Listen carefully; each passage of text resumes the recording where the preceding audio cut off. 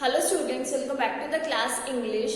Today we are going to discuss about idioms. Students, in previous video we have already read about some idioms. I hope you all have watched that part of the video and understand that. Okay, तो students आज हम जो है कुछ और idioms के बारे में पढ़ेंगे and उनका meaning देखेंगे. So let's start. पहले हम again ये देख लेते हैं कि idiom होता क्या है. Idiom is a phrase which has a different meaning from the meaning of its components. Idiom जो है वो एक phrase होता है, ठीक है. phrase मतलब means वो पूरा एक sentence तो नहीं होता, but जो है कुछ words होते हैं उसमें, ठीक है, जिनका completely meaning निकलता है, ठीक है. तो ये idiom जो एक phrase होता है जिसका meaning जो है वो डिफरेंट होता है इसके कंपोनेंट से. जो ये फ्रेज होगा अब वो इसके फ्रेज का जो कंपोनेंट होगा उसके कंपोनेंट से उसका जो मीनिंग होगा वो बिल्कुल अलग होगा. वो कैसे? Let's see some examples. To take heart. To take heart का मतलब ये नहीं है कि किसी का दिल लेना, ठीक है. इसका मीनिंग जो है वो अलग होगा, वो डिफरेंट होगा. Let's see. To take heart means to take courage. Courage क्या होता है? साहस. To take heart means to take courage, ठीक है. Our next idiom is out of order. Order, out of order, that means not means की order से बाहर. It means not in working condition. कि वो कि कोई भी चीज है वो out of order means वो working condition में नहीं है, काम करने की condition में नहीं है. Clear? Out of order means not in working condition. To turn down. To turn down का मतलब होता है to reject or refuse to consider an offer or a request or proposal. कि कोई भी offer है, कोई भी request है, ठीक है, कोई भी proposal है, उसको reject कर देना, उसको मना कर देना. चाहे वो proposal है, चाहे वो request है, ठीक है, चाहे वो कोई भी ऑफर, रिक्वेस्ट, प्रपोजल कुछ भी है उसको मना कर देना, रिजेक्ट कर देना. इसका मतलब होता है किसी भी ऑफर को मना कर देना, रिक्वेस्ट को मना कर देना. हम ये बोल सकते हैं टू टर्न डाउन, क्योंकि टू टर्न डाउन का मतलब क्या होता है? To refuse to consider an offer. किसी भी ऑफर को कंसीडर करने से मना कर देना, रिक्वेस्ट को, ठीक है, मानने से मना कर देना, रिजेक्ट कर देना. Clear? To turn down. Next is to catch hold of. To catch hold of इसका मतलब है टू ग्रास्प और सीज समवन और समथिंग. किसी चीज को बिल्कुल ग्रास्प कर लेना, ठीक है. फॉर एग्जाम्पल कोई बॉल आई और हमने उसको ऐसे ग्रास्प करके रख लिया, ठीक है, सीज करके रख लिया. Okay. To catch hold of means to grasp, या फिर आप बोल सकते हो टू सीज समवन और समथिंग. किसी चीज को, किसी को या किसी चीज को ग्रास्प करके रख लेना, सीज करके रख लेना. Clear? It means to catch hold of. Next idiom is to burn the midnight oil. To burn the midnight oil का मतलब ये नहीं है कि भाई मिडनाइट आधी रात के जो दिया होता है उसको जलाना. इसका मतलब ऐसा नहीं है. आप देख सकते हो इसका जो है ये बिल्कुल इसका मीनिंग जो है डिफरेंट हो गई है. जो इसका कंपोनेंट है इडियम का, इसके कंपोनेंट से जो इसका मीनिंग है वो बिल्कुल अलग होगा. To burn the midnight oil का मतलब है to work very hard and for long hours at night. बहुत ज्यादा वर्क हार्ड करना, बहुत ज्यादा मेहनत करना, for long hours at night मतलब रात में भी कई कई घंटे तक काम करते रहना, बहुत ज्यादा मेहनत करना. कई बच्चे भी होते हैं ना, एग्जाम वैसे तो पढ़े ना पढ़े एग्जाम टाइम में इतनी ज्यादा मेहनत करते हैं कि रात के 3-3 बजे तक भी वो पढ़ते रहते हैं. Clear? It means to burn the midnight oil means to work very hard and for long hours at night. Clear? To eat like a horse. इसका मतलब ये नहीं है हॉर्स की तरह खाना, जैसे हॉर्स खाता है. It means to eat a lot, बहुत ज्यादा खाना. टू ईट, कोई पर्सन अगर बहुत ज्यादा खाता है, बहुत ही ज्यादा, तो हम उसे बोल सकते हैं to eat like a horse. It means to eat a lot, बहुत ज्यादा खाना. Next is to make up one smile. mind means to decide something, किसी चीज को डिसाइड करना, means to make up one's mind, किसी पर्सन का माइंड जो है बिल्कुल उस चीज के लिए तैयार कर देना, to decide something, clear. To pull someone's leg, someone's leg का मतलब ये नहीं है कि किसी की टांग पकड़ी और खींच दी, इसका ये मतलब बिल्कुल नहीं है। It means to tease someone, किसी को चिढ़ाना, होता है ना हम किसी को बार बार चिढ़ाते रहते हैं, इट मीन्स लेग पुलिंग करना, clear. To pull someone's leg means to tease someone, होते हैं ना बच्चे बोलते मैम ये मुझे चिढ़ा रहा है, it means to pull someone's leg, to tease someone, ठीक है, वो जो है टीज कर रहा है, चिढ़ाना, टीज करना, परेशान करना, clear.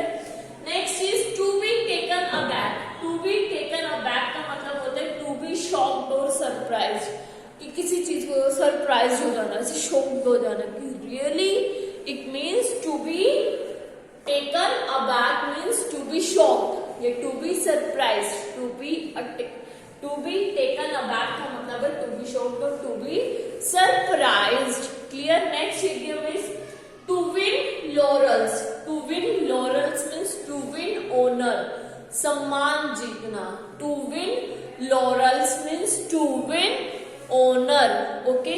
Our next is on behalf of, on behalf of means as a representative of someone or a group, कई बार होता है ना हमें किसी को गिफ्ट देना होता है, वो पर्सन वहां पे प्रेजेंट नहीं होता, तो उसका नोन का, चाहे उसकी मदर फादर ब्रदर सिस्टर जो भी होता है, हम उनको दे देते हैं, ठीक है। तो मीन्स ऑन बिहाफ ऑफ, कि उनका गिफ्ट जो है हमने उनके बिहाफ पे उनको हैंड ओवर कर दिया, वो आगे जाके उनको हैंड ओवर कर देगा। On behalf of means as a representative of someone, किसी का रिप्रेजेंटेटिव बनना। For example if Narendra Modi ji को कहीं किसी जगह पे जाना है और वो वहां पर नहीं पहुंच पाए, तो वो अपनी जगह मान लो अमित शाह को भेज दे, तो अमित शाह कौन हुआ, मोदी जी का रिप्रेजेंटेटिव, क्यों, क्योंकि पहुंचना मोदी जी नहीं था, बट वो नहीं पहुंचे तो उन्होंने अमित शाह को भेज दिया, तो किसी का रिप्रेजेंटेटिव बनना, ओके, उसे बोलते हैं on behalf of, okay. As a representative of someone और अ ग्रुप, किसी का या फिर किसी पूरे ग्रुप का रिप्रेजेंटेटिव बनना means on behalf of. Next is ins and outs, ins and outs का मतलब ये नहीं है कि अंदर और बाहर, no, it means all the details specially the complicated और डिफिकल्ट वंस, सारी डिटेल्स, चाहे वो जो कॉम्प्लिकेटेड है जो डिफिकल्ट है, स्पेशली वो तो चाहिए ही चाहिए। Ins and outs means all the details specially the complicated और डिफिकल्ट वंस, की सारी डिटेल चाहिए, और स्पेशली जो कॉम्प्लिकेटेड है जो बहुत ही डिफिकल्ट है वो तो चाहिए ही चाहिए। Ins and outs means all the details. Next is kith and kin, kith and किन ये आपके चैप्टर्स में भी कई बार आ जाता है, ठीक है, इडियम चैप्टर में भी आते हैं, इसका मतलब होता है फ्रेंड्स एंड रिलेटिव्स। किथ एंड किन मीन्स फ्रेंड्स एंड रिलेटिव्स, जब कभी आपको फ्रेंड्स एंड रिलेटिव्स दोनों के एक साथ बोलना तो आप बोल सकते हो किथ एंड किन means friends and relatives, relatives कौन होते हैं, हमारे रिश्तेदार, clear.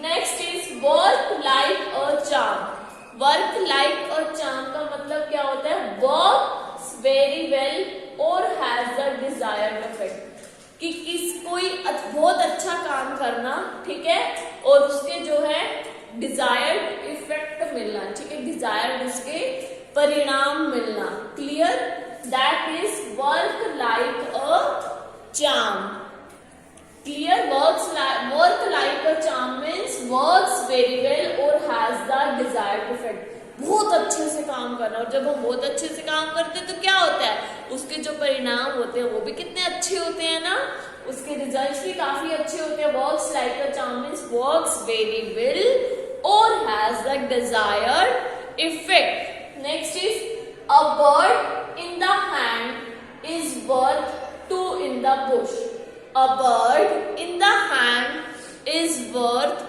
two in the bush means having something that is certain is much better than taking a risk for more, it means हमारे पास जितना है हमें उसमें खुश रहना चाहिए, बल्कि और ज्यादा लेने की इच्छा रखने से हमारे पास जितना है हमें उसमें खुश रहना चाहिए।